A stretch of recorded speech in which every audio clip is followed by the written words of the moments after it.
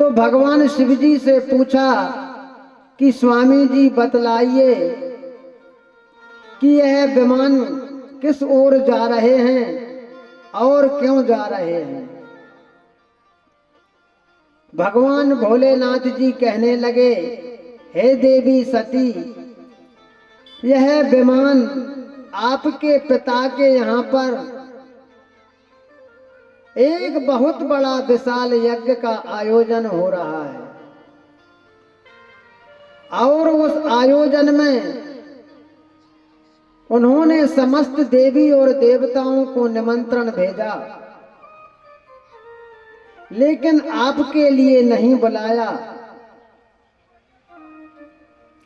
सती जी मन में बहुत चिंतित हो गई और चिंता करने लगी और कहने भी लगी भगवान भोलेनाथ से कि ऐसा नहीं हो सकता है कि मेरे पिताजी के यहाँ पर यज्ञ हो रहा है और पिताजी ने मेरे को बुलाया नहीं।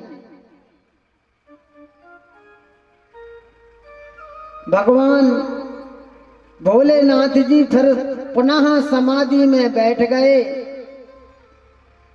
और माता सती जी को और चिंता व्याप्त हो गई। अब उनका कोई भी कार्य करने में मन नहीं लगता। माताओं के मायके में जब कोई कार्य का आयोजन हो रहा हो और माताओं को उसकी जानकारी प्राप्त हो जाए कि हमारे मायके में यह कार्य हो रहा है, तो वह बड़ी प्रसन्न हो जाती हैं और सोचती हैं कि कब कोई लेने के लिए आ जाए और जल्दी से जल्दी हम हमारे मायके में पहुंच जाएं। अब माता सती जी अंदर जाती हैं, बाहर आती हैं, उनका मन नहीं लगता कि क्या करूं क्या ना करूं। अब भगवान भोलेनाथ जी समाधि में बैठ गए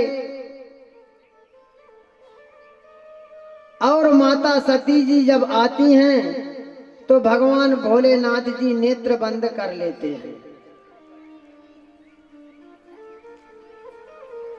और जब चली जाती हैं तो नेत्र खोल लेते हैं। बड़ा आनंद ले रहे हैं भगवान भोलेनाथ जी और माता सती जी का मन बहुत विचलित है। उनके मन में धैर्य नहीं है। सती जी को लग रहा है कि मैं कब पिताजी के यहाँ पर पहुंच जाऊं। मायके से मेरी बहनें आई होंगी और तमाम नाते रिश्तेदार आए होंगे, मौसी आई होंगी, सखियां आई होंगी। अनेक प्रकार से मन में भाव प्रकट कर रही हैं।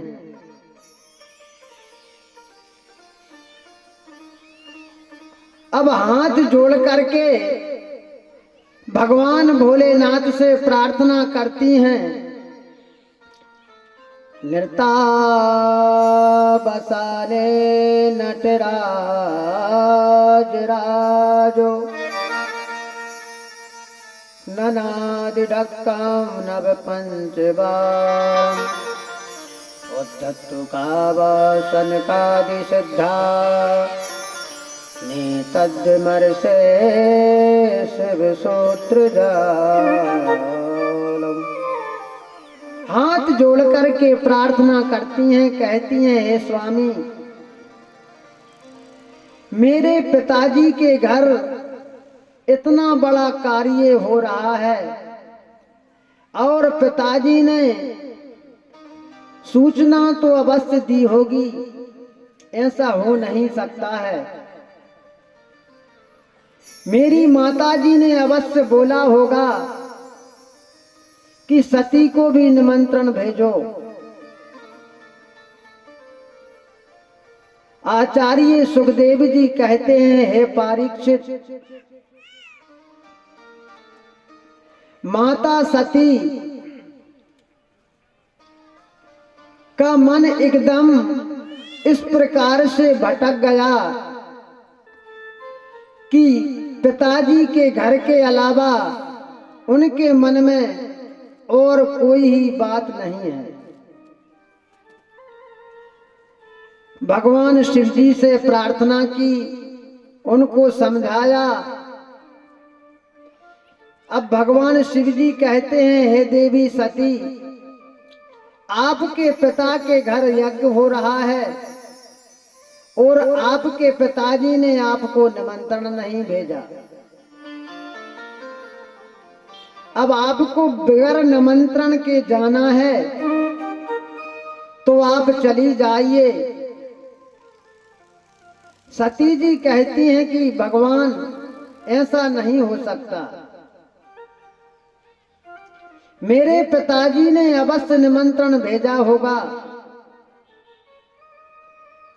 किसी कारण से सूचना यहां पर नहीं आ पाई या अब आने वाली होगी, ऐसा तो कदापि नहीं हो सकता है।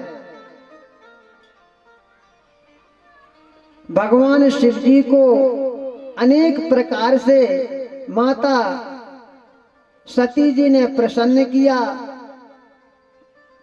जब माताओं को मायके जाना होता है तो वह अपने पति से बड़े प्रेम से समझाती हैं, मनाती हैं और कहती हैं कि हमारे लिए आज ले चलो, सुबह और शाम को लौटकर आ जाएंगे।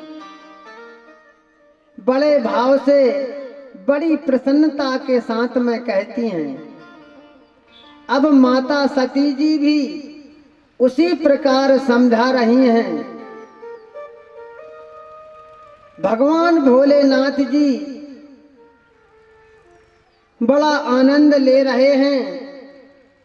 अब भगवान शिव जी ने, भोलेनाथ जी ने कह दिया कि ठीक है, जाना है तो एक काम करिए कि आप चली जाइए और हमारे लिए नहीं जाना है।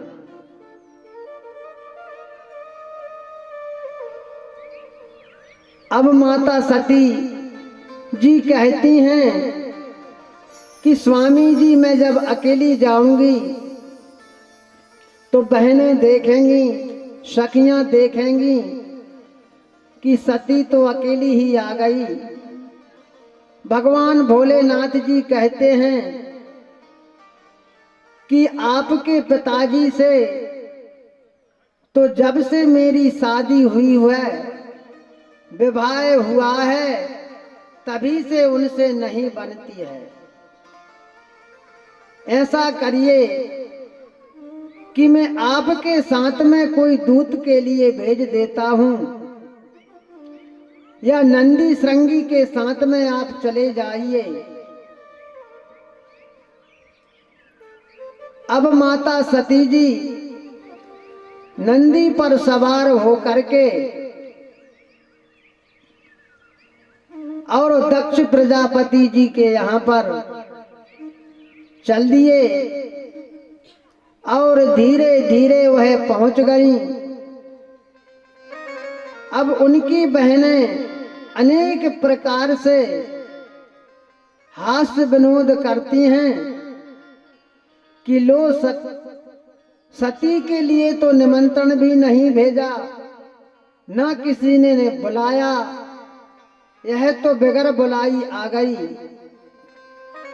दूसरी सखी कहती है कि इसका पति है ना जो, वह तो ओगलदानी है, भांग धतूरा खाता है, मुंडों की माला पहनता है, अंग में भभूति रमाता है।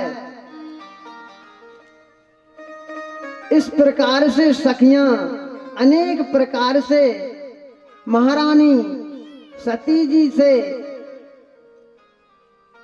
हास्य बातें करती हैं, लेकिन माता